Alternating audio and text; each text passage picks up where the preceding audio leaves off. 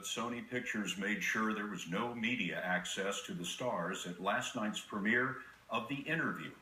As Dean Reynolds reports, Sony is reeling from a cyber attack that's pulled back the curtain on its movie-making business.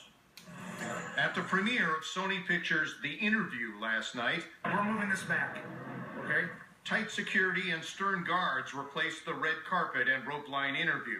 Sony is sensitive about questions nowadays after being humbled by hackers who exposed a trove of embarrassing executive emails and more. From salaries to social security numbers, from tasteless jokes about the president to snarky insults of celebrities, the disclosures could haunt Sony for years.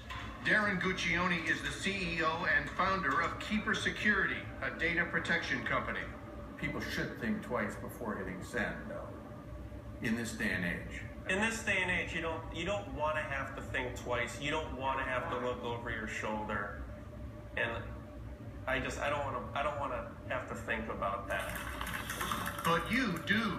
The FBI says 90% of American companies are susceptible to the kind of attack that hit Sony, and that it could have even hacked state governments.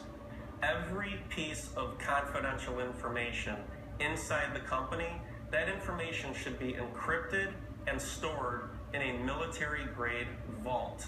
Everybody should have a Fort Knox. Everybody deserves a Fort Knox, but right now, the company that isn't prepared has to be reactive, and that's a very painful situation to be in. Which brings us back to Sony. Nobody knows who hacked Sony, but because this new movie, The Interview, involves a CIA plot to do away with the leader of North Korea, Kim Jong-un, there's a lot of speculation that North Korea is responsible.